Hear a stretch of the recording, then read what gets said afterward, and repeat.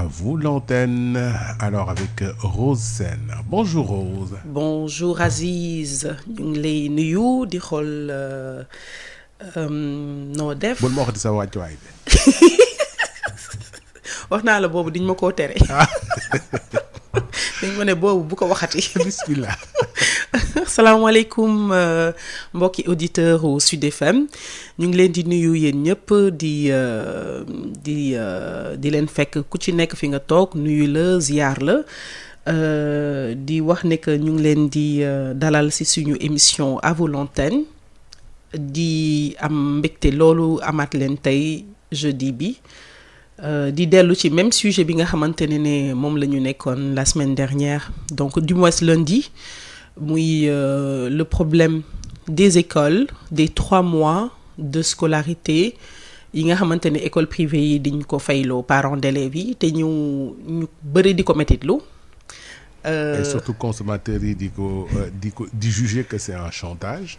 waaw consommateurs yi di juger que c'est un chantage d'ailleurs pour parler des consommateurs maître Massokhna Kane dafa waroon nekk ak ñun tey mais mu ngi nekk ci conférence de presse bi nga xamante ne pour justement pour le même problématique la ñuy nekk di def foofu di waxtaanee foofu mais ñu ngi am koo xamante ne tamit ku am solo la ci biir problème boobu noonu koo xamante ne ku ci mën a wax ak ñun indi ñu ci ay leeral muy monsieur Waly Yade monsieur Waly Yade ñu ngi lay nuyu di la dalal ak jàmm. waaleykum salaam wa rahmatullah ñu ngi leen di fay di leen ñaanal di leen ndokkeel di leen aussi remercier ci invitation bi nga xam ne moom nga ñu defal di nuyu aussi auditeurs yi nga xam ne ñu ngi ñuy déglu. nuyu aussi waa borom kër gi. waaw ñu ngi lay fay alors monsieur Yade yow yaay le représentant juridique des écoles laïques privées c'est bien ça. Bon, peut-être pas juridique mais je suis plutôt le secrétaire chargé de revendication au niveau de mon organisation intitulée UDPL, Union démocratique des enseignants du privé laïque. Effectivement, j'ai la gestion des conflits entre employeurs et employés. Et mën na itam dem ba inspection du travail d'ailleurs fa laa jógee nii léegi ñëw fii. Et quelquefois bon si on ne trouve pas de terrain d'entente également mën na dem itam tribunal du travail. mais employeur ak employé nga wax mais boolewoo ci parents d'élèves yi parents d'élèves yi aussi sont concernés ci conflit yi. waaw parents d'élèves yi xam nga ñoom dañu am seeni organisation appelée APE. Association des parents d'élèves. École privée bu nekk si elle est vraiment normée dafa war am boobu structure waaw parents d'élèves yi itam quelquefois ñun bu ñu demee ba xam ne dañoo dem à un point d'achoppement on ne trouve pas de terrain d'entente quelquefois on les interpelle ñu wax ci seen xalaat bu rafet nag waaw dëgg-dëgg dañ ciy wax seen wax ju rafet jéem a defar parce que defar rek moo leen tax a jóg ndax ñoom ñuy dénk seeni doom ñun ay jàngalekat lañu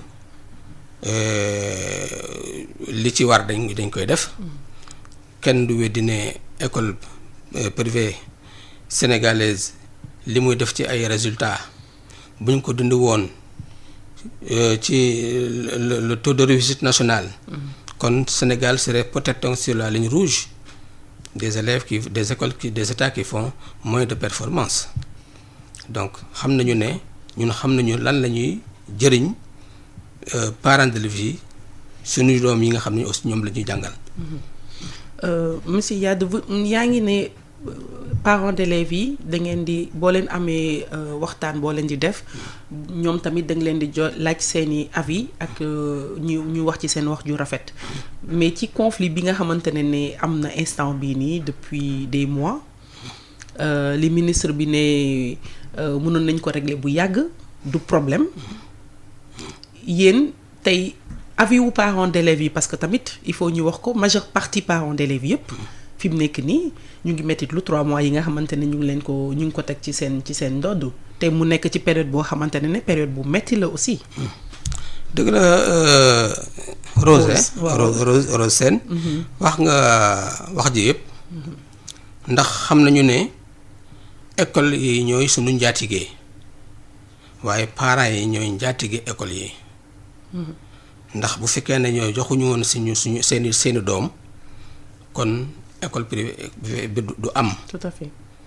kon xam nañu ban poids la ñuy mesurer dafa di nag il faut le reconnaître ci nga que le Covid a impacté tout le monde bayulu kenn en premier lieu les parents d'élèves ndax parents mi nga xam ne on en trouve dans les quartiers un peu partout ñi nga xam ne c'est des vendeuses de cacahuètes ñii di jaay ay jën ñii ils vivent dans la débrouillardise ñooñu jox suñu élèves yi gën a bëri ki nga xam ne moom il trouve difficilement la dépense quotidienne chez lui boo ko ne nag juróom-ñaar wala juróom-ñetti weer yi nga xam ne sa doom jàngoo ko da nga ko fay te peut-être mën na ñàkk am un degré de compréhension bi tax mu am conscience ne dërëm bi muy téye bañ ko joxee dana wàññi maître bi nga xam ne moo doon jàngal doomam bu amul degré de conscience boobu du na ko fay d'ailleurs dafa am na benn disposition du code du travail boo wax ne s'il n'y a pas de travail il n'y a pas de salaire nous sommes d'accord. Mais de l'autre côté nous en tant que travailleurs xam nañu ne nous sommes des contractuels nous avons des contrats avec nos employeurs tant que contrat bi nag coupé wuñ ko le salaire est dû dañ koy fay. Maintenant l'ordonnance du président de la République avait quand même donc apporté une solution en demandant aux employeurs de payer peut-être les 70% donc des 3 mois qui ont été impactés. Alors nous aussi bi ñu ko déggee dañ ko d'accord ndax itam dañ ci am wàll. Alors comment l'État a tenté de régler le problème au niveau donc des écoles, c'est en apportant une modique subvention, disons de 3 millions aux écoles, mais c'est pas toutes les écoles qui ont reçu ça. En vérité, il y a des écoles qui ont été profondément impactées et qui n'ont pas reçu cet argent-là. Alors, donc, si les salaires continuent à être demandés auprès des parents auprès des employeurs, et que l'école n'a pas d'autres ressources que le peu qu'il a reçu de l'État, ou bien même il peut ne pas le recevoir, et que le salaire court, il a des problèmes. Donc ñun bu ñu amoon ku ñuy jàppale dëgg Rose suñu amoon ku ñuy jàppale suñu patron la ñuy jàppale waaye nag dañuy xam ne wax dëgg yàlla ils n'ont pas été les seuls à être impactés.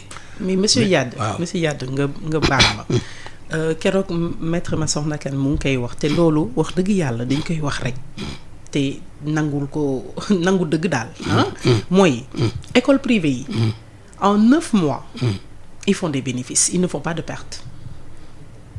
Ils font des bénéfices xaalis boobu noonu ñuy am di ko denc ci banque yi lu tax jëluñu ci une partie en tout cas une grosse partie dugal ko daal di ne parents d'élèves yi participer leen genre moyennant au moins 25% wala sax 50%, mais pourquoi ñu imposer les parents d'élèves à payer les mensualités là que vous devez peut-être vous payer aux employés? Et man dama ci rajouter, et pourquoi faire subir les parents d'élèves les problèmes de l'école privée? Alors qu'ils n'ont pas été des cours n'ont pas été donnés du tout pour beaucoup d'écoles d'ailleurs. Waaw li ngeen wax ni c'est tellement important que partout fu ñu dem daanaka problème boobu la ñu gën a poser. Bon, pourquoi faire payer aux parents des scolarités dont les enfants n'ont pas bénéficié les cours? C'est extrêmement difficile et quelquefois même incompréhensible. Ouais, il y a des écoles yoo xam ne les parents d'élèves ont pris des engagements de payer la scolarité de l'enfant. Le Covid est venu et il y a eu une rupture dans ce sens. Et pourquoi cet engagement-là? Pourquoi vous faites signer cet engagement-là aux parents d'élèves? Est-ce que la loi vous autorise à imposer les parents d'élèves à payer la scolarité d'une année entière, même vous faites qu'un élève jànguñu? Pourquoi cet engagement-là ngeen di ko signer? Man j'aimerais bien avoir maître Massokhna tout à l'heure pour mu leeral ñu mbir boobu ndax droit bi loolu la wax quoi, ndax may nañ leen ko autorisé nañ ko pour ngeen di signer loo engagement parents d'élèves yi. waaw xam nga. la signer ay parents d'élèves tamit yoo xam ne tamit dañuy ñëw pour réinscrire seen doom ñu ne leen fay leen li ngeen amel école bi bon après ngeen ñëw inscrire seen ñu fay loolu ba pare après ñu ñëw ne la noonu amatul place. Ça veut dire que c'est un peu louche quoi. waaw xam nga ces engagements là datent de très longtemps, bien avant l'arrivée du Covid. Covid bi da ko fi fekk. Bon, et personne ne l'a jamais demandé. Kon bu fekkee ne Covid bi dafa ñëw fekk parent d'élève bi xam ne sama doom war naa ko fayal disons 10 000 francs par mois pendant 10 mois ça fait 100 000 dañ lay wax noo ko mën a fayee. Bon, je paye par mensualité, c'est bon. Mon à chaque trimestre ma fay 3 mois, c'est bon. Am na ñoo xam ne yàlla may na leen wërsëg dañuy ñëw rek cash. fay année bi yëpp ñu fay année bi yëpp ils sont libres et l'enfant est tranquille. waaye du engagement boo xam dañu naan xale bi bu jàngee da ngay fay bu jàngul da ngay fay c'est pas cet engagement là. waaw. D'accord. Donc loolu de kon lu ñu xamul woon la parce que comme on disait l'autre jour lundi ñu ngi ne que obligation la woon dañ ko bind ne que obligation la donc Aziz soo ni bu dee déglu nga monsieur Yade lu mu intervenir ci loolu nee na du obligation donc suñu mënoon am maître Massokhna Kane parce que moom mu ngi ci doon waxtaan la dernière fois d'ailleurs je pense que moom moo soulevé woon question boobu noonu y a quand même benn côté boo xamante ne c'est dafa dalul xel bi mooy naka la ñuy ñi nga xamante ne ñoom ñoo imposer 3 mois yi est-ce que finalement am nañu raison. am nañu raison amuñu raison. C'est difficile à défendre. Parce que wax dëgg yàlla ki nga xam ne dafa la ne jàngalal ma sama doom pendant 10 mois yow jàngal ko seulement 3 mois wala 4 mois il y a une rupture. Donc les cours ne suivent plus moom itam quand il y a rupture d'enseignement war na am une rupture de paiement logiquement.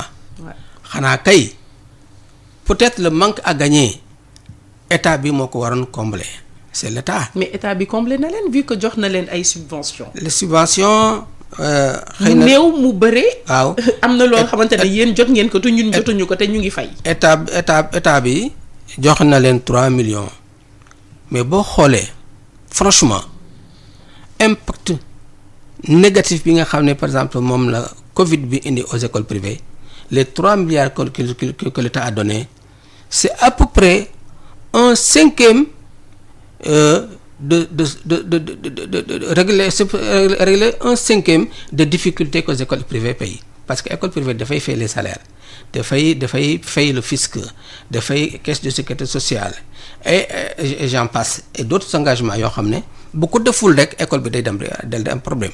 kon bu ko defee man à mon humble avis sama discussion du ci sori fu ma dem daal damay naan au déclarant responsable ou bien au directeur le gestionnaire discuter avec les parents d'élèves bu fekkente mënul leen ko tolérer parents bi ngeen trouver une modalité de paiement de telle sorte que dana benn souplesse boo xam ne xëy na dana ko fay te du ko sonal waaye bu ne da ngay fay lépp une fois ou bien en 2 tranches bugg a booli aussi la scolarité je ne trouve pas ça normal sur ce côté-là vraiment je dis que da nga les parents d'élèves y en a qui ne le peuvent pas le faire, qui ne peuvent pas le faire.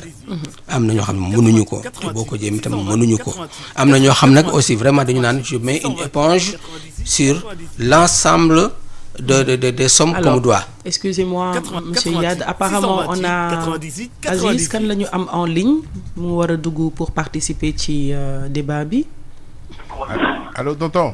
allo yi waaw tonton ñu ngi lay déglu bismillah. waaw mais Abdou Aziz. waaw. waaw Nel Rose maa ngi koy nuyu avec son beau prénom là. Merci et beaucoup. un grand nom Sène elle est séeréer ah. waaw. waaye comme moi ah.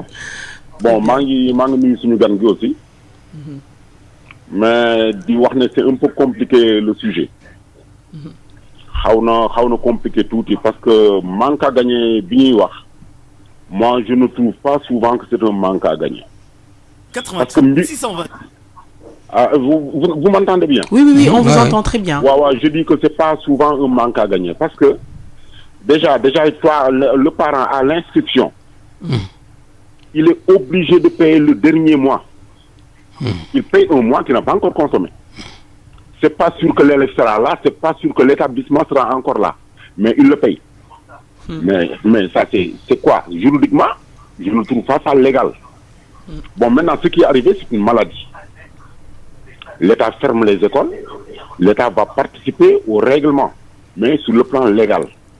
Bon, en apportant peut-être son soutien matériel, mais les écoles aussi doivent comprendre que les parents n'ont pas de ressources autres que le salaire. Maintenant, faire payer à un parent 4 mois de salaire, lui demander encore de payer 3 mois qu'il n'a pas consommé, et encore réinscrire son enfant pour l'année prochaine, parce que là, tu peux pas les 3 mois, c'est sûr que ton enfant ne sera pas réinscrit dans le même établissement. Moi, je comprends pas. Vraiment, il faut que nous waxtaan ci ba juboo, mais responsabilité, c'est l'école et c'est l'État. Mais le parent ne peut être en aucun cas responsable. Aucun cas. Je m'excuse, hein. Je suis obligé d'être bref, mais c'est ça. Waaw. Oui, Wali. Oui, le tonton Wali Yada. waay. waaw.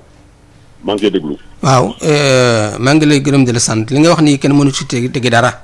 Ah, absolument. Alhamdulillah. Je suis complètement d'accord sur ce que vous venez de dire.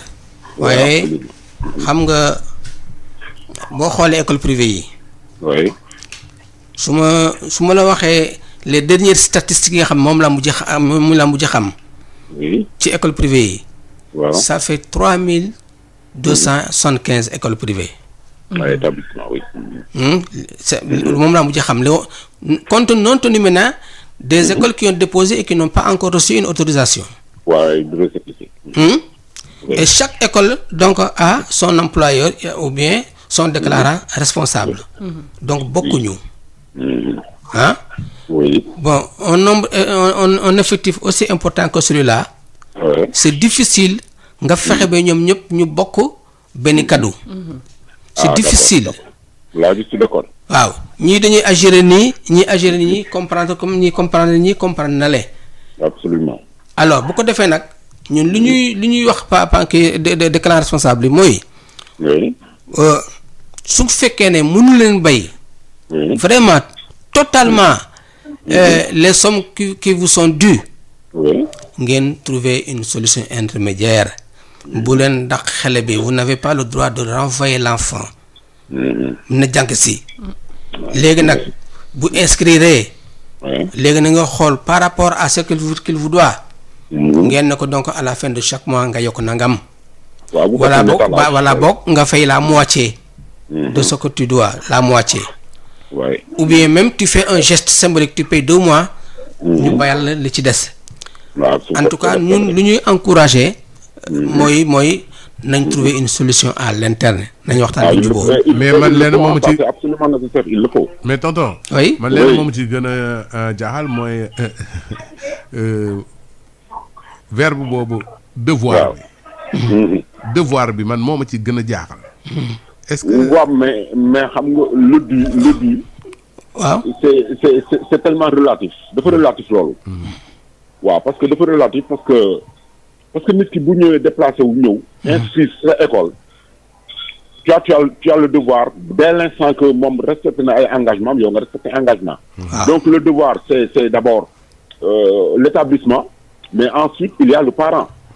Mais l'État intervient en troisième position. L'État aussi a un devoir vis-à-vis de ces écoles-là, parce que c'est l'État qui délivre le récépissé. On ne peut pas délivrer un récépissé à un établissement et ne pas le soutenir. Ce n'est pas normal. Bon, même maintenant, il y a certaines écoles privées qui reçoivent même des dons en nature, mais qu'ils se permettent de revendre. Ils revendent ça aux élèves. Au lieu de faire une distribution, ils font une revente. Ah oui? En te disant que, oui, ça j'en suis sûr, on est en émission, mais je peux le citer. Il y a des écoles où un cahier qui coûte dehors à 300 francs, ils te le vendent à 250, mais parce que le cahier, on lui a offert ça, mais il devait l'offrir. Ah oui? mais oui, c'est vrai qu'il y a beaucoup d'écoles qui ont la majeure partie des fournitures, tu es obligé presque de l'acheter là-bas. Je donne un autre exemple. Je donne un autre exemple. Il y a des parents qui, à l'inscription, paient la totalité de l'année. Mais maintenant, s'il y a une rupture, s'il y a 3 mois sur lesquels les gens ne vont pas à l'école, ils ne sont pas remboursés. Ils sont pas remboursés. Ils ont payé le dernier mois, ils ont payé les 9 mois d'un seul trait.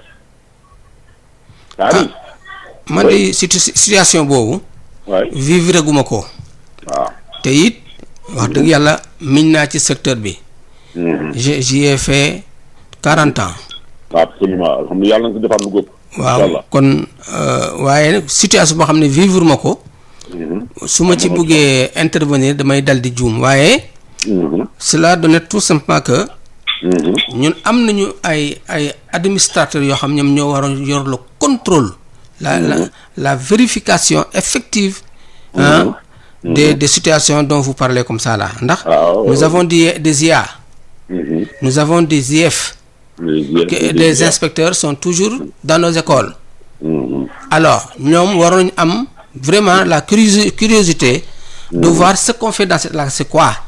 Est-ce que les prix qu'on applique, c'est des prix raisonnables? Les cahiers, connaissant le prix d'un cahier, élève bi ñaata la koy jëndee war nañu mën a vérifier loolu. Tout comme war nañu vérifier d'ailleurs est-ce que les travailleurs, les enseignants qui y sont, les femmes de charge, les chauffeurs, les gardiens, est-ce que ñoom itam vraiment ñu ngi leen di fay normalement ça loolu aussi le jar a seetlu c'est vrai war na bon puisque la question est posée j'espère qu'on va trouver une solution mais je te dis que li ma la wax nii dafa am parce que dama koy vivre. Ok, merci tonton. Je vous en prie. Et à très bientôt Inch'Allah. Merci beaucoup tonton. Rose, à bientôt. À très bientôt tonton Ada. Merci beaucoup de votre intervention. Rose sera bientôt fougère.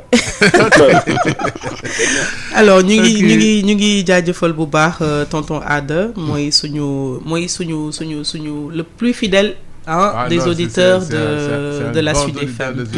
Man dama am benn problème. Alors xam nga ñun Sénégal dañoo bëri ay lacunes ci lu bëri c'est-à-dire dañu bëri ay fii defuñu fi nii lañ ko waroon defee deful nii après ñu duñ ko suivre duñ ko waree ñu ko war a def duñ ko def problème mu 3 mois yii nii. C'est vrai que dafa soulever yeneeni problème yu nga xamante ne ni ñu ngi am. ci biir établissement scolaire privé yi.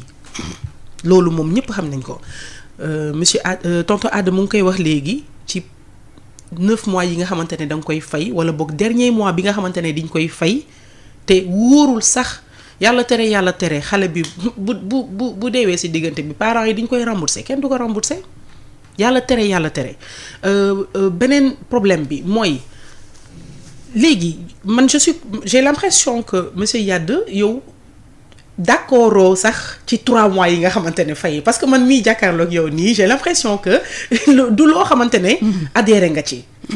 léegi loolu lan par rapport ak par exemple avoir yi nga xamante ne am na ñu ko nekk ci ligne bi. À vous l'antenne. am na ku nekk ci ligne bi 98 ñu déglu intervention am. salaamaaleykum. ñu ngi fi alhamdulilah. waaw maa ngi déglu émission bi intéressant na trop macha allah. merci beaucoup doo yëkkati baat bi tuuti rek. sëñ bi ay question d'actualité. Mhm. Tonton Ada fi muy wax nag lay xaw a rebondir tuuti c'est par rapport au dernier mois bi muy wax. Mhm.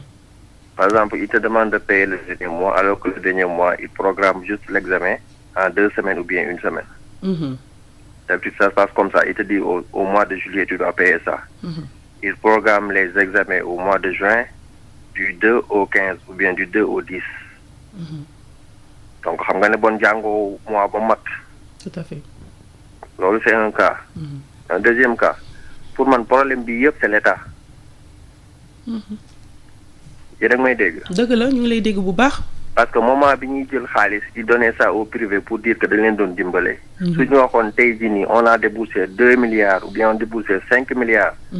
On donne ça une subvention pour les parents yi waroon fay école. donc wax ji féete na boor. dëgg la. mais bu ñu jëlee xaalis jox ko privé yi ne séddoo leen ko. benn établissement Sainte-Marie de Anne supposons. wala Sacré-Cœur à école privée bu nekk Guédiawaye c'est pas la même chose. au niveau charge ak yëpp. da gis école boo xam ne si tu lui donnes 10 millions ça lui suffit. keneen ki boo ko joxee 40 millions sax du ko jëriñ dara. dëgg la. donc il fallait juste dire que l'État a payé pour les parents wala les 3 mois ñu liggéeyul état bi mënu ko fay mais dimbale na leen 2 mois xaalis bi pour li ñu waroon fay la kon coow li jeex na. tout à fait tout à fait. donc pour man tout ça c'est l'État moom moo indi problème bi yëpp.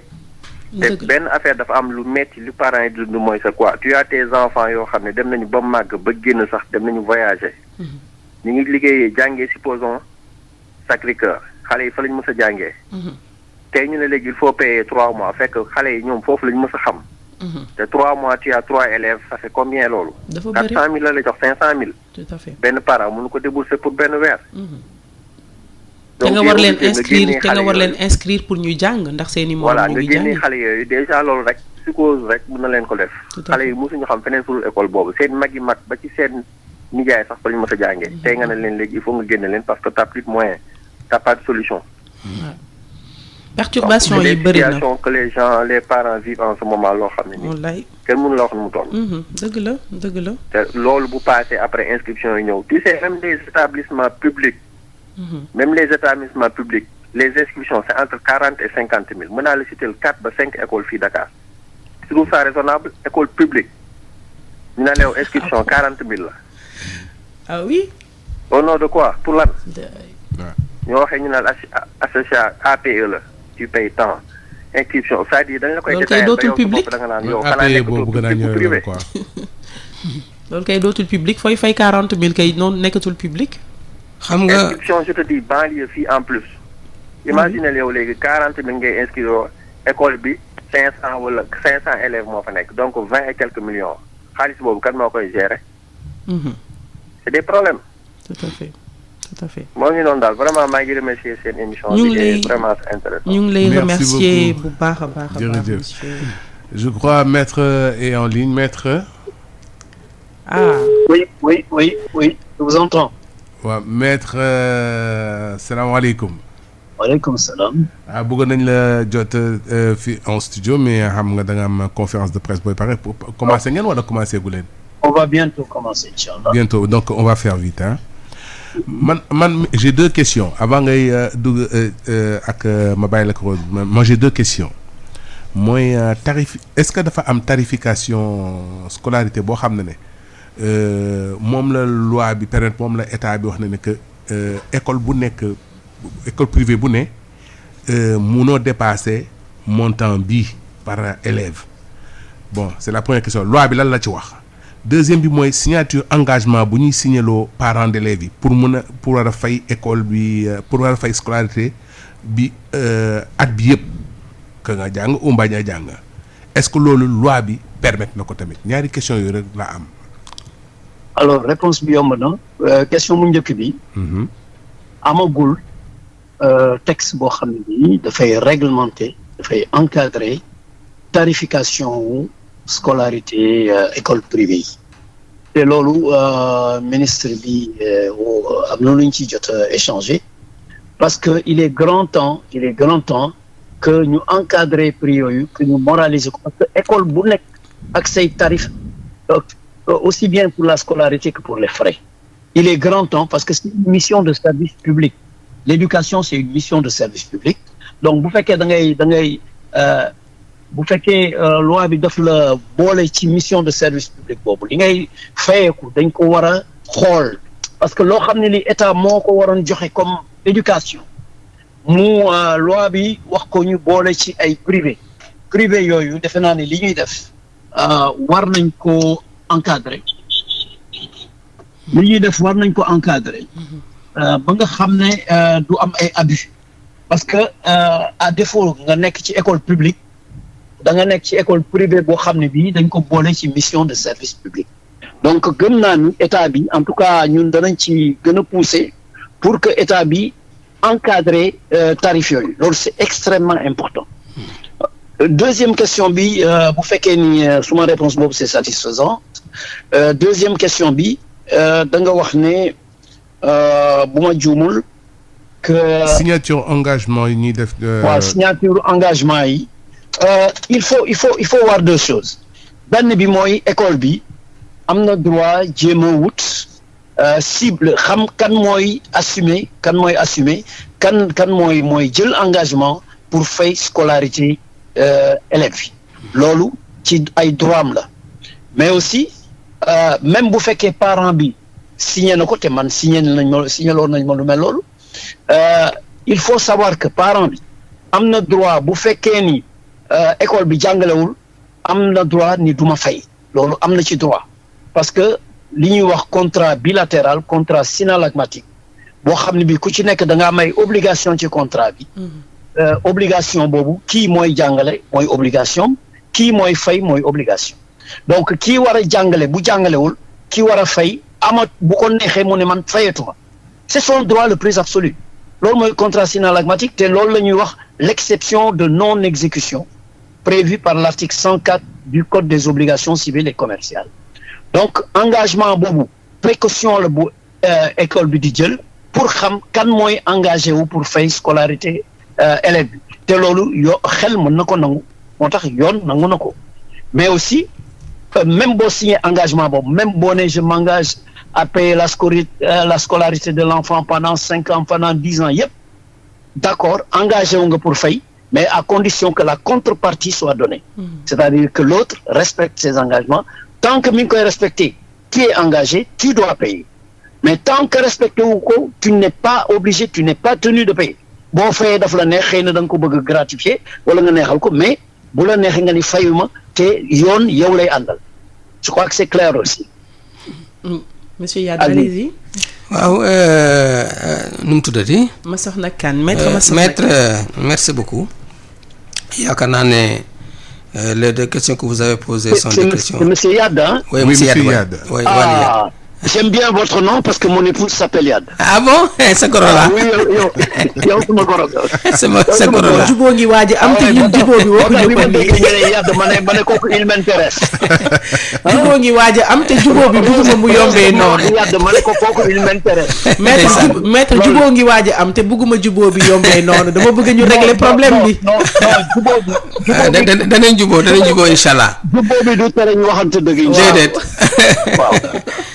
Merci je vais commencer par la dernière question mooy signature bi nga xam ne moom lay yenn écoles yi signéloo parents d'élèves il faut dire que c'est pas toutes les écoles am na écoles yoo xam ne tolluñu ci boobu dimension ndax am nañu déjà seen effectif ils rejettent des élèves et peut-être même les orientent ailleurs parce que ñoom amatuñu place kooku mën na wax ne sama man lii nga may fay nii ma ko muy fayee yu fi signé la kayit yow tu fais confiance à l'école bëggoo sa doom sori foofu ndax xëy na soriwul jóge foofu ndax yàgg na fa miin na fa wóolu nga qualité enseignement bi alors boo d'accord nga signé waaye am na école yoo xam ne amuñu boobu dimension ki nga xam ne il peine à avoir 20 élèves dans une classe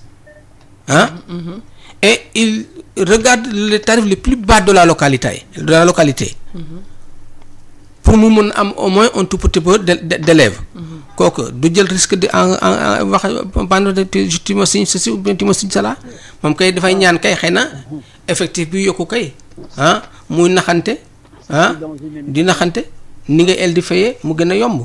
mais je pense que Aziz lu mu bëggoon wax en fait c'est surtout ñi nga xamante ne justement ñoom ñuy signé loo nit ñi parents d'élèves yi clause yooyu est-ce que yoon la ñu koy signé loo nit ñi. sama gis-gis bopp du yoon. waaw sama gis-gisu bopp du yoon ndax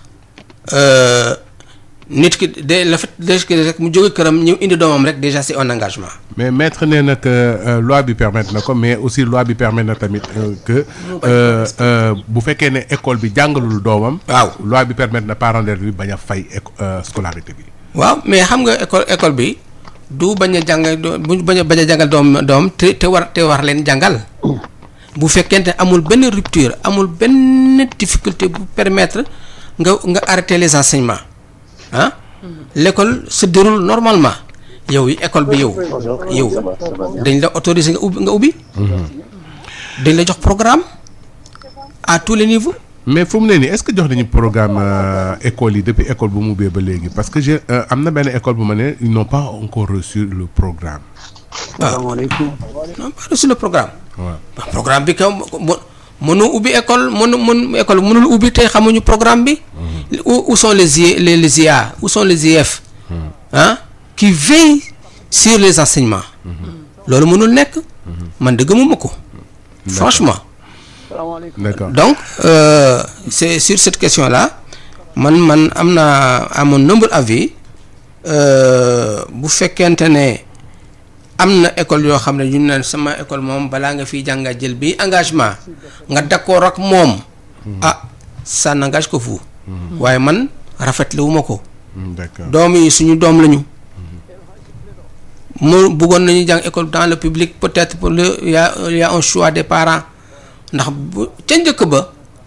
bu njëkk ba parent bi il faut mu am ay critères yu wóor moo doon tax mu yóbbu école dans le privé parce que boobu kenn wóoluwu leen mais actuellement fi ñu nekk toll tamit l'élève comme le parent d'élève quand il dit ban telle école lay dem waaye dama public yow parent bi mënoo ci dara nga ci yóbbu rek ndax waaw.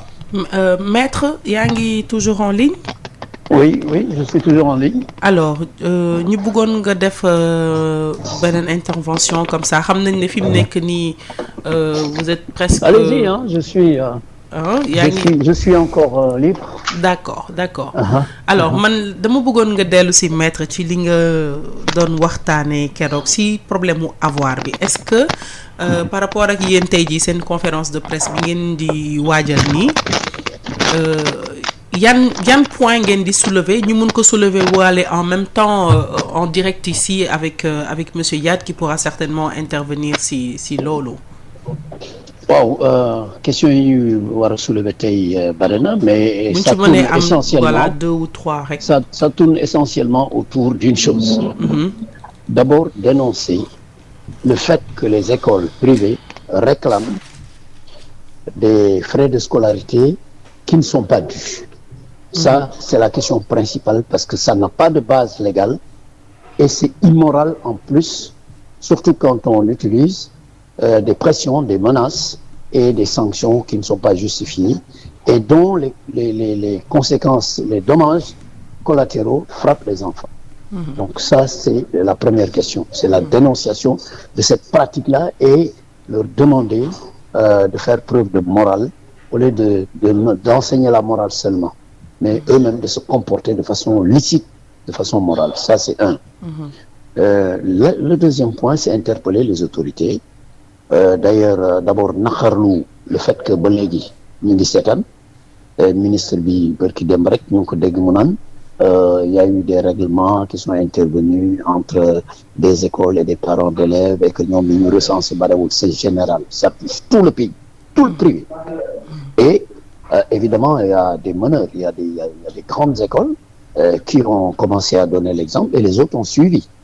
Donc, l'État devait intervenir pour arbitrer. Quand il y a un différend aussi important et aussi collectif entre des parents d'élèves et des écoles privées qui sont sous le contrôle et l'autorité de l'État, ça, il faut que ça soit clair. Ils sont sous le contrôle et l'autorité de l'État qui les autorise, qui leur donne même des subventions. Ce que nous trouvons normal d'ailleurs, ce que nous trouvons tout à fait normal parce que c'est une mission de service public.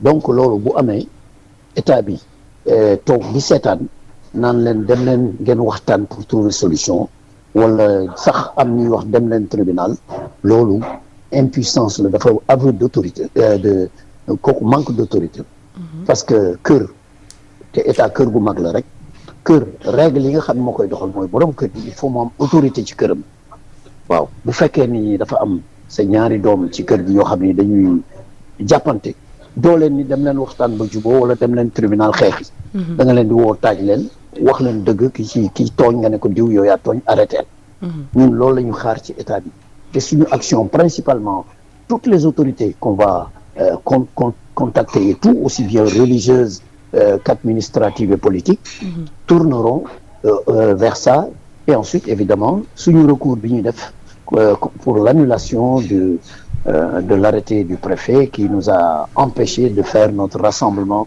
le samedi 5 passé. Voilà. Essentiellement, ça tourne autour de ça. Ok. Donc, évidemment, il y a d'autres questions, mais bon. Maître, ça tourne autour de ça. Mais vous promettez de revenir lundi, comme ça nous terminer sur ce sujet-là. Vous venez nous toucher presque tous les parents d'élèves, tout le Sénégal. Donc, lundi, on vous attend pour revenir dessus et puis peut-être... d'y trouver solution après la conférence de presse, peut-être que une réaction après la conférence de presse, comme ça nous pouvons am lolu yep lundi ensemble, Inch'Allah. D'accord. Merci beaucoup, maître, et bonne et excellente conférence de presse. J'aurais bien aimé entendre M. Yad sur ces questions avant que ça s'arrête. Oui, M. Yad. Sauf si le temps est écoulé. Oui, j'aimerais bien entendre M. Yad parce qu'on a dit que c'est le juriste. Merci. C'est le juriste de non, il est chargé du département des conflits. Oui, mais j'aimerais bien l'entendre sur ça. C'est un juriste. Je pense que c'est un juriste. Ce serait bien qu'il se prononce sur ces questions-là, sur la légitimité et la légalité de cette réclamation-là. D'abord, ça c'est important. Je lui demande pas de donner un jugement sur le comportement de l'État, mais je lui demande de se prononcer sur est-ce qu'il y a un fondement qui permet à ces écoles-là de réclamer les 3 mois de scolarité pour lesquels les enfants n'ont pas reçu d'enseignement. Voilà à titre principal la question. Monsieur Yad. Voilà, merci maître. Je confirme que je ne suis pas un juriste, je suis simplement un apprenant syndicaliste. Ah, c'est bien. Oui. Mandataire syndical, si vous voulez bien. Ma curiosité me pousse quand même à jeter un regard sur certaines dispositions législatives. Très bien. Pour quand même, comme je suis un arbitre entre les travailleurs et les employeurs, waruma mun a am xam as tuut ci disposition yooyu. Mais l'État du benn yoon du ñaari yoon nous en tant que travailleurs lañ ko laaj na arbitrer na veiller sur le fonctionnement des écoles privées. Très bien. Parce qu'il faut dire que donc quelquefois c'est du n'importe quoi qu'on voit là-bas. Oui.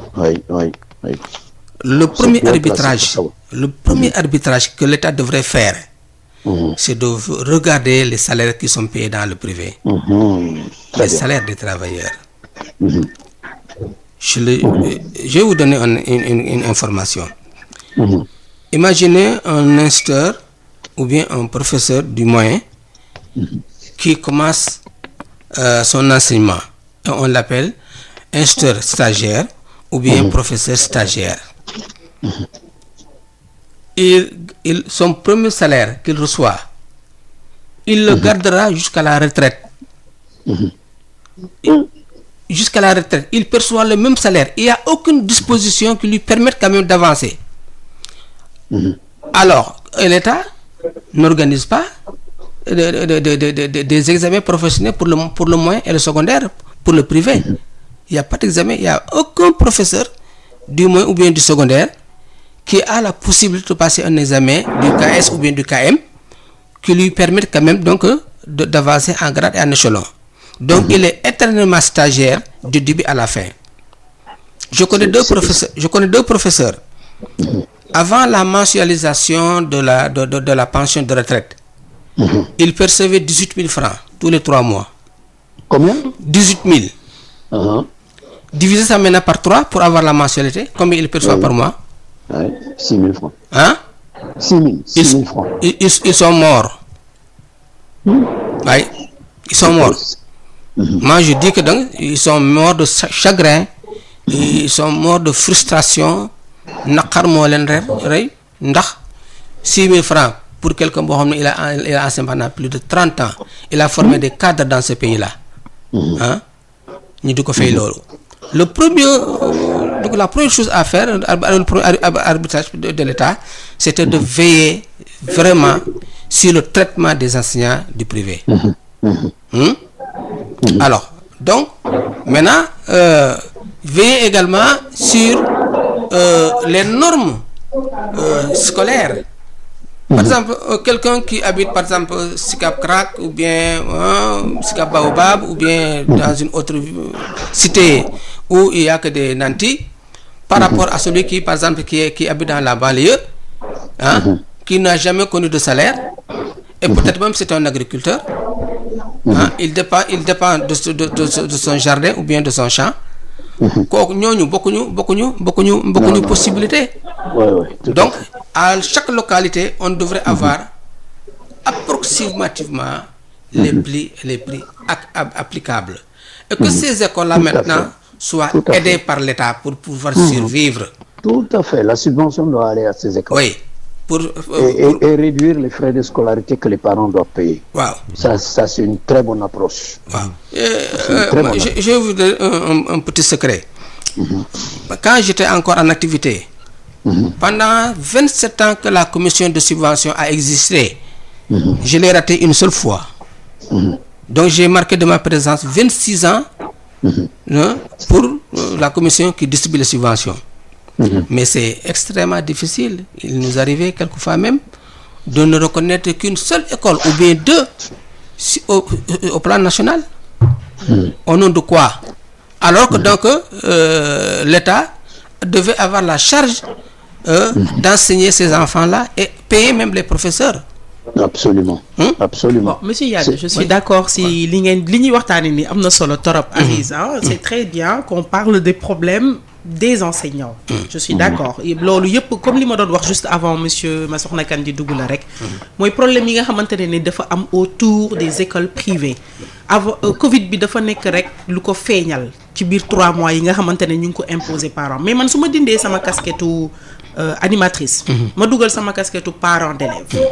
li ngeen di wax ni damay wax ne c'est bien mais man bugguma sax xam loolu parce que dafay metti si man sax ngeen may wax loolu te ma am beneen naqar bi nga xamante ne moo gën a am impact ci sama biir xol muy ñetti weer yi nga xamante ne ñu ngi koy teg ci kaw ndoddu parents yi ni ko monsieur Massokhna Kane maître Massokhna Kane waxee léegi ñenn ñi di subir pression ñenn ñi di subir ay menaces am ay élèves yoo xamante ne fi mu nekk nii jàngiwuñu parce que tout simplement seen parents yi amuñu lu ñu demee fay 3 mois yooyu noonu ndaxte li am mooy que 3 mois yi boo ñëwee ci école privée bëgg a inscrire sa doom diñ la naan soit da ngay am na ñoo xam ne dañuy imposer nga fay 3 mois yëpp am na ñoo xamante ne diñ laan la da ngay réinscrire mais balaa ngay réinscrire fayal benn mois déjà ba pare nga soog a réinscrire yooyu yëpp mu nekk ay budget comme ni ko intervenant bi sànq waxee ku ci am ñetti doom wala ñeenti doom dans la même école da ngay nekk dans de gros problèmes.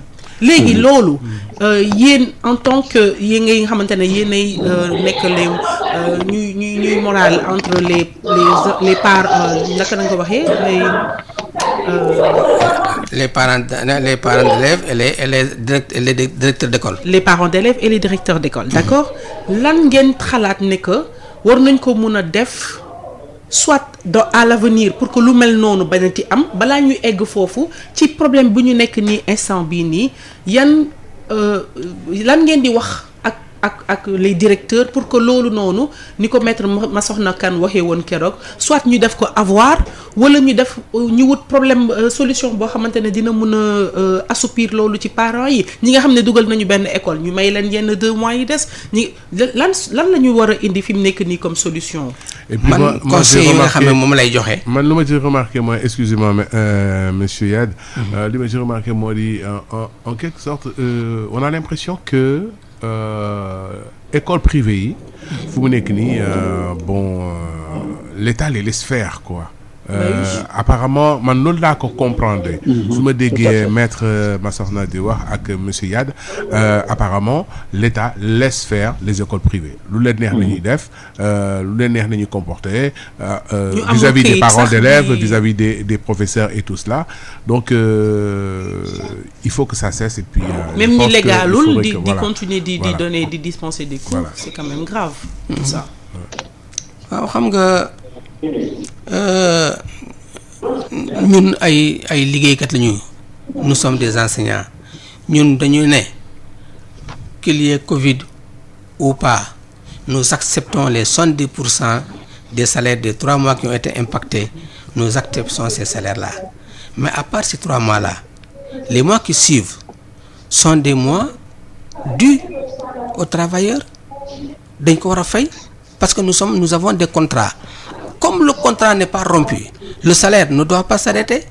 L'État maintenant, les employeurs maintenant doivent chercher leurs moyens pour nous payer nos salaires. Parce que suñu sëy yaa ngi tas kër yaa ngi jaxasoo on est expulsé par nos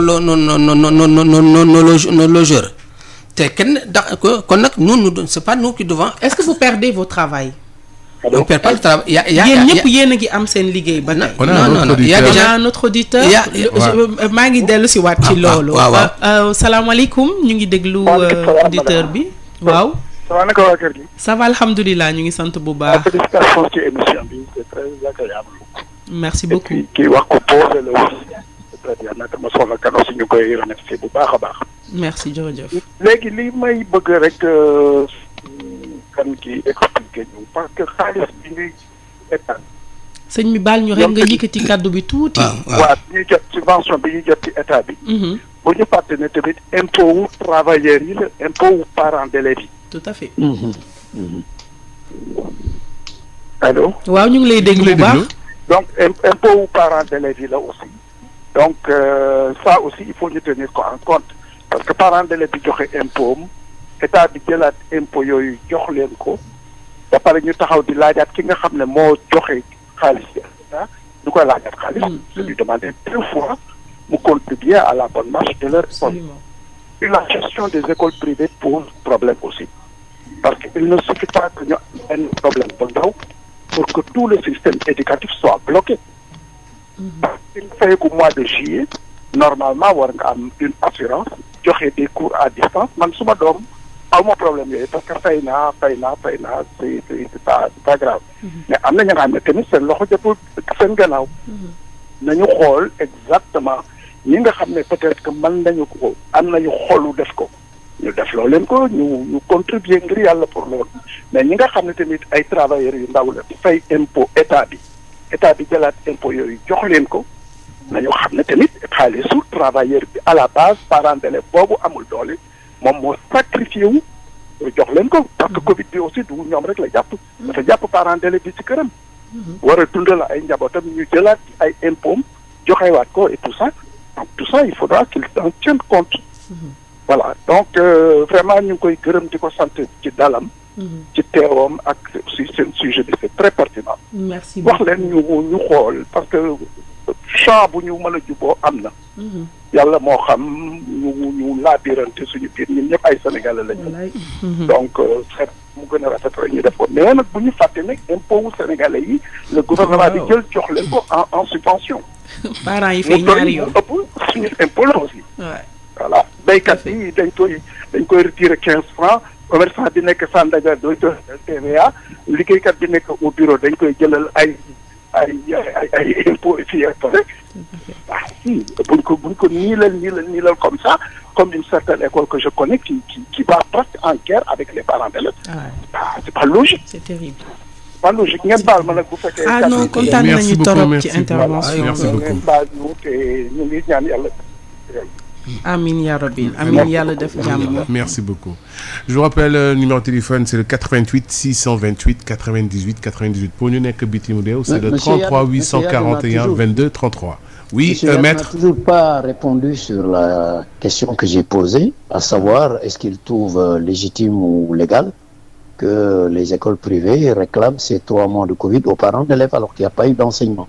Monsieur Yad. Voilà, merci beaucoup. Man de sama wàllu bopp avant d'être travailleur dans le secteur je suis d'abord un parent d'élève. Voilà. waaw foofu lay situé du normal ça doit pas être une obligation te itam warul tax itam nga xañ xale bi droit am. ok mu jàng. très bien jërëjëf. waaw waaye nag mën nga waxtaan ak parents d'élèves bi il y en a qui sont très consciencieux am na ñoo xam ne am nañu yërmande. ok waay. ah. je pense que su ngeen waxee bu juboo mun naa ma wax dëgg yàlla pour contribution pour apporter quand même ma pierre dans l'édification de la structure. de l'établissement. waaw mun naa def lii bu ko bañal ndax bu ko neexoon mu bañ. Ouais. D'accord. Parce que les parents d'élèves am na parents d'élèves dañ koy def ci établissement et surtout yenn activités yi bu amee parents d'élèves dañuy contribuer à l'école. waaye monsieur ak bu ma mettez à l'aise parce que su fekkoon ni école yooyu jub nañu dañuy def appel à solidarité. dañuy wax parents d'élèves yi ñun kat Covid bi sonal nañu bien que état bi joxe na tuuti mais matul pour frais yi dañu bëggoon ngeen contribuer ngeen def contribution volontaire. moo xam 3 mois la moo xam 2 mois la moo xam 1 mois la lu waaye mën joxe loolu bu fekkoon def nañ ko kenn du leen wax dara parce que loolu jub la mais le fait que ñuy foqati di exiger di def chantage mel ni dañ leen ko amel te amel luñ leen ko loolu mooy jubadi gi loolu la ñuy wax loolu ils n'ont pas le droit ces écoles n'ont pas le droit de réclamer des scolarités pour lesquelles il n'y a pas eu d'enseignement ministre bi ci boppam d'accord na ci loolu nee na ñi nga xam ne mën nañ prouver que ni jàngale nañu en ligne moo xam ñi nga xam ay cours la ñu joxe waxuñu ay yónnee ay devoir rek mais joxe ay cours ñooñu am nañ droit réclamer ñu fay leen à condition que ñu mën a prouver ñu joxe nañu ay enseignement mais ñi nga xam ne jàngaluñu kenn waaw jàngaluloo kenn yow da ngay jàngale ñu fay la jàngale wuloo nga bëgg ñu fay la par force loolu fu ñu ko nekk. maître c'est du banditisme. Maître. Ce qu'on va faire, on doit passer à un spot publicitaire à présent et on revient sur le débat. Merci. D'accord. Merci bien. Ceci n'est pas un examen médical. Ça c'est fort. Tout de suite, la pub sur Sud. Avec Megawin, joue et gagne des cadeaux énormes toute l'année. Alors, prépare-toi.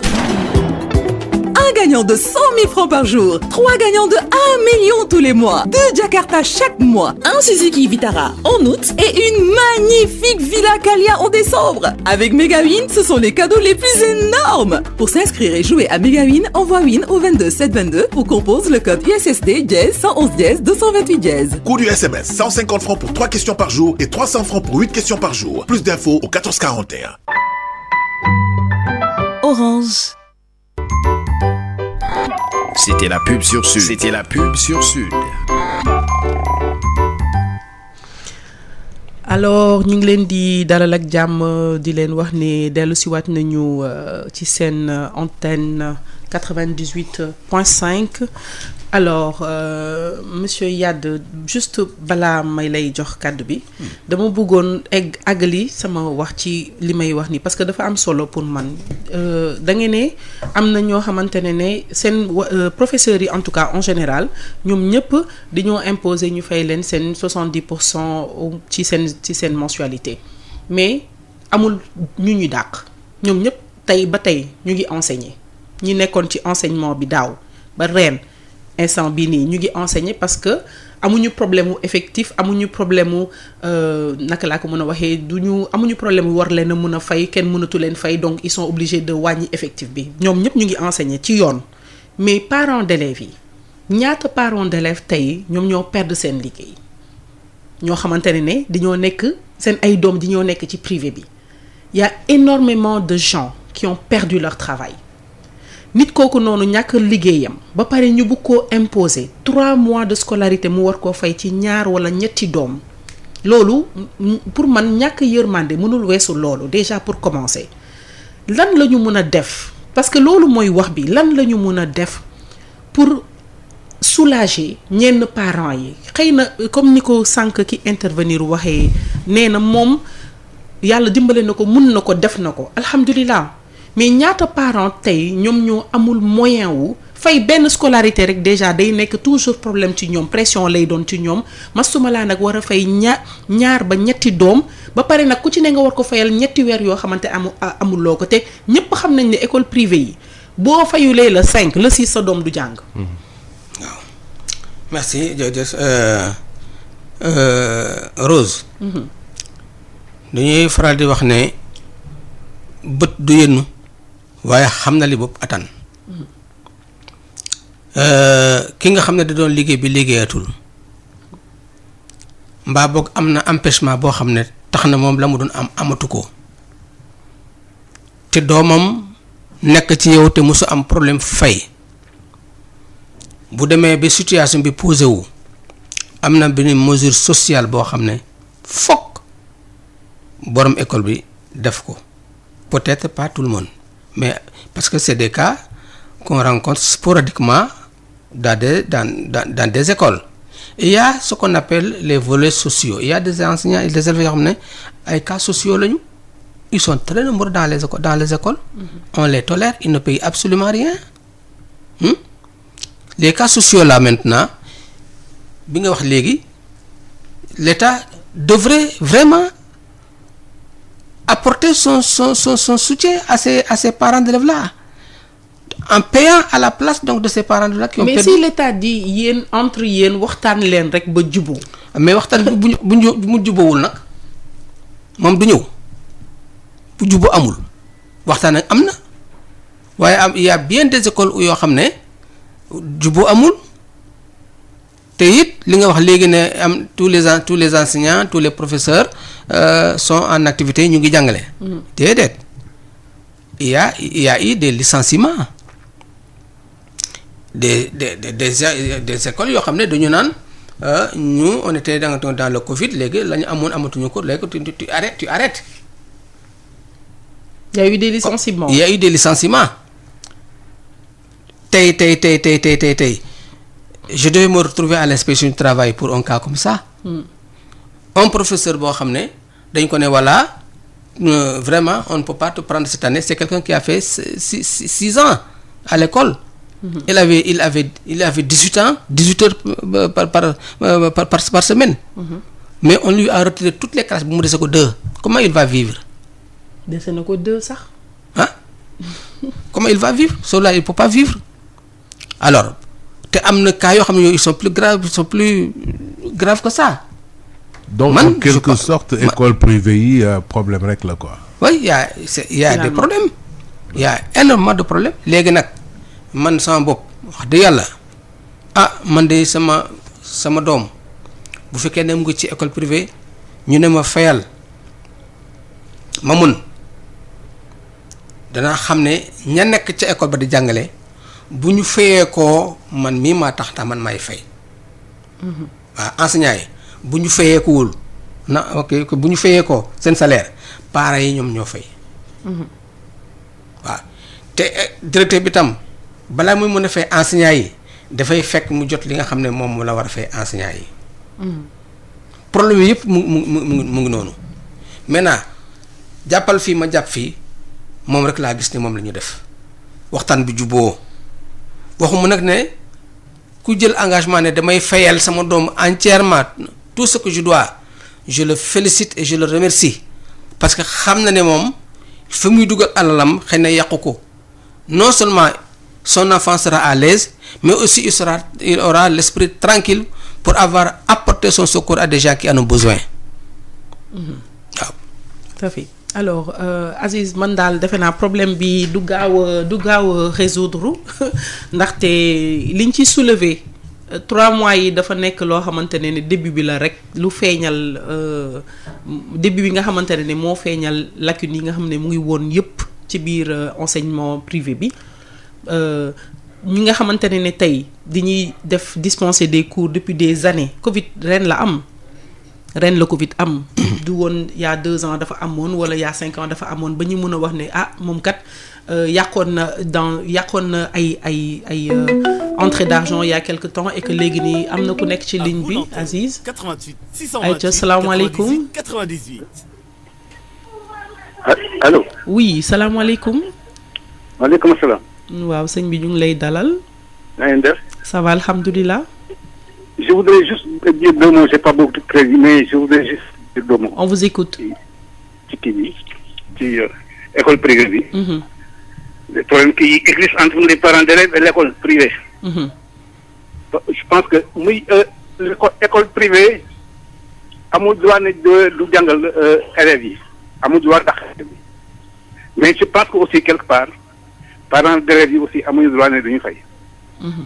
Parce que je me compare comme si c'était dans le privé. Bon, j'ai eu à servir dans une société privée qui, à un moment donné, avait des problèmes. On est resté plusieurs mois sans travailler. Mais quand on a repris, quand les problèmes sont dépassés, bon, quand même, nous travailleurs, on avait le droit de réclamer nos salaires, nos arrières de salaire. Alors, je pense que da war a négocier rek élèves yi jàng ñu seet naka la ñuy waxtaane ba jubóo am lu cof fay mais ñu jàngal élèves yi mais amuñu droit ne du ñu jàngal élèves yi par force dañoo war a jàngal xale yi mais quelque part aussi parents d'élèves yi dañu war a négocier seet naka la ñuy defee moratoire di fay ndànk-ndànk des 3 mois parce que bu fekkente ne école privée yi aussi ndax durant ces 3 mois ndax fay nañu enseignants yi aussi. bu fekkente ne fay nañu enseignants yi nekkoon au chômage je pense que aussi les parents doivent faire un sacrifice waxuma ñu fay la totalité mais ñu def sacrifice seet li ñuy juboo ak école privée bi jéem a fay ba la may jeexal nag kii wax Waliyat il me semble que c'est mon aîné il me semble que ñoo bokk dëgg on a fait la même école bu teel a yar wuy waay bu dee moom la. waaw et je me nomme Sara Ngom. J'habite Kër Massar bu fekkee ne moom la j'aimerais avoir son numéro. donc loolu daal laa ne woon nañu seet nañu waxtaane vraiment école privée jàngal xale yi te état bi nag jéem a def effort réguler rek le secteur privé de l'école parce que il y a beaucoup de problèmes. Il y a trop d'écoles privées qui existent que de nom mais qui sont pas en règle.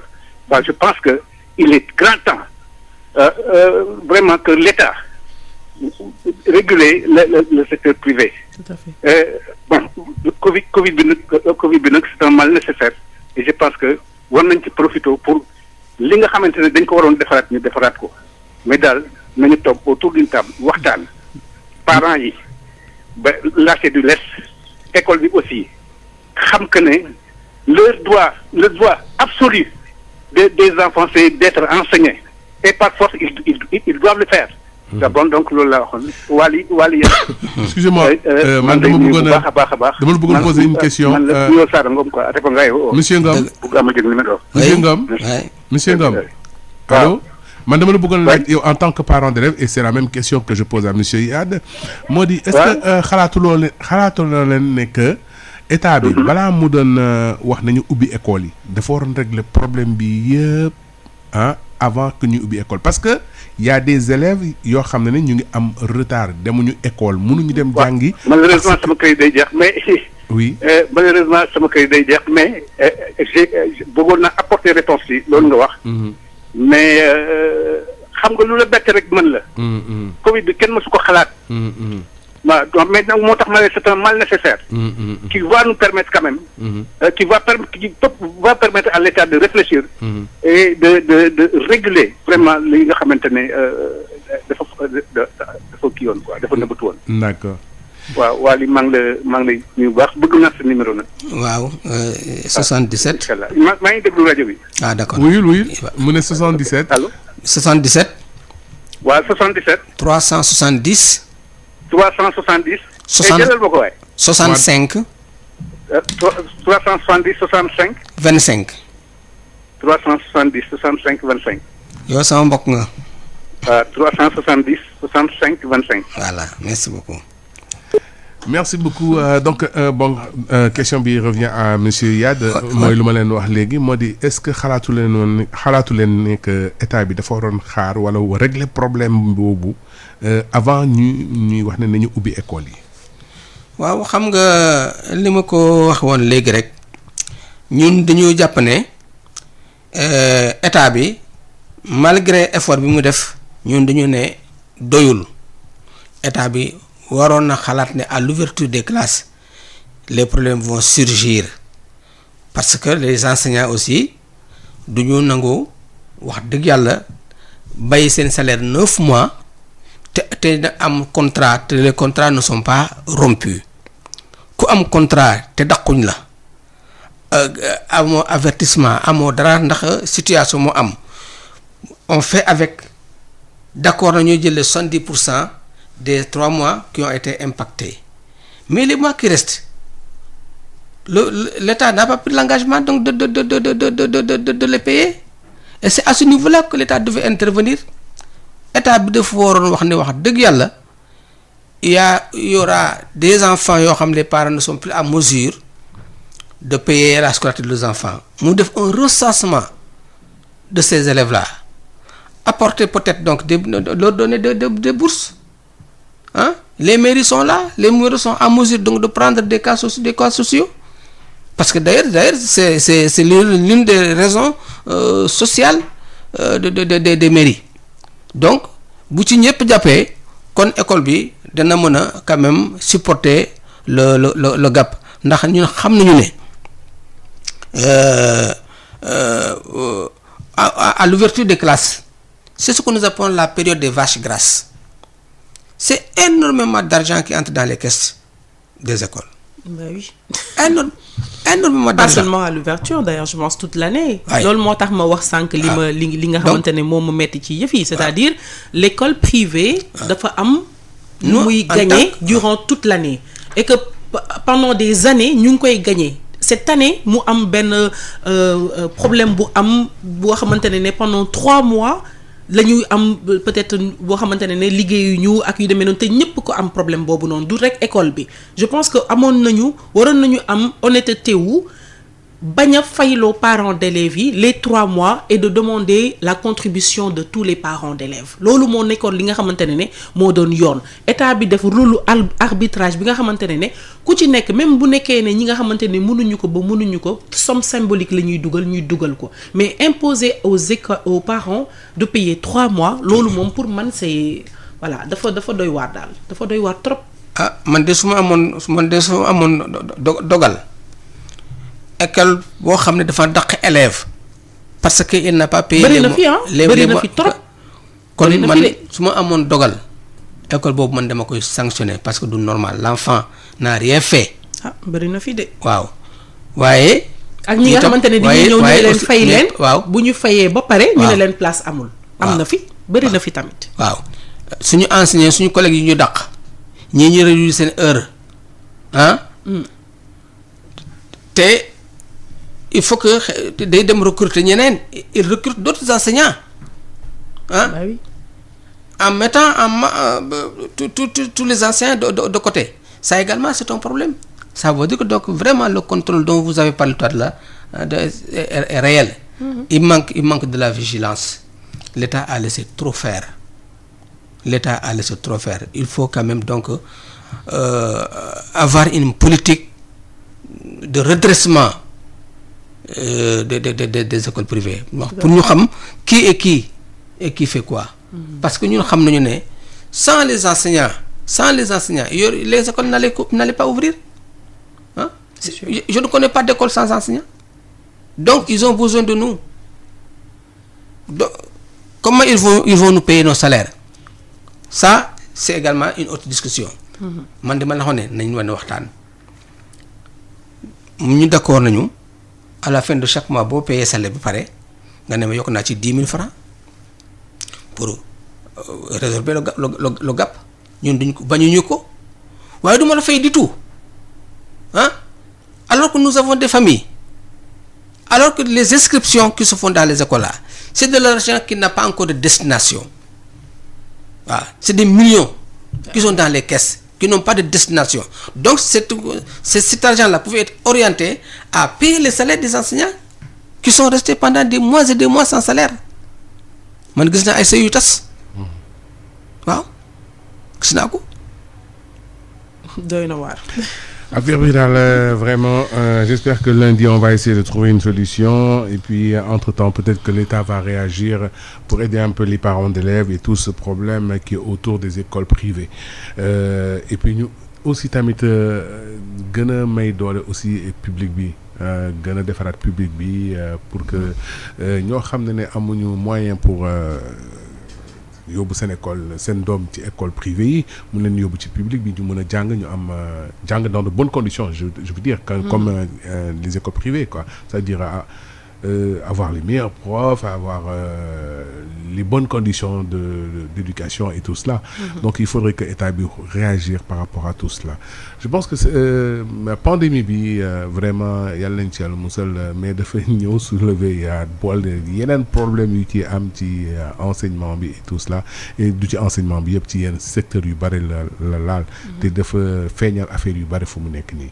donc j'espère que lundi on va revenir pour régler ce problème peut-être que buñ ko mënul régler sax mais au moins nit yi gën a mën a xam affaire yi gën a mën a leer peut-être que boo amee avancement entre-temps yàlla dimbali ci parents d'élèves yi parce que les parents d'élèves en souffrent parents d'élèves yi ñoom xam naa ne affaire bi metti na leen trop am na ci ñu koy vivre avec difficulté sincèrement ça c'est vrai donc ñi mi laal moo bëre en fait lu mu laal moo ñi bëre mi laal moo bëre comme vous le disiez tout à l'heure monsieur Yade jaaykatu gerte bi day reyante pour mun a dugal école am doomam privé jaaykatu jën bi mu ngi reyante aussi pour mun a fayal doomam mu jàngi privé parce que ñun ñëpp on a une conviction que ne privé bi enseignement bi moo gën a rigoureux, il y a moins de grèves, il y a moins de voilà, ay lacunes yu bëri peut-être suivi bi aussi parce que dafa am suivi bu assidu bu am derrière les écoles privées loolu xam nañ ko sécurité bi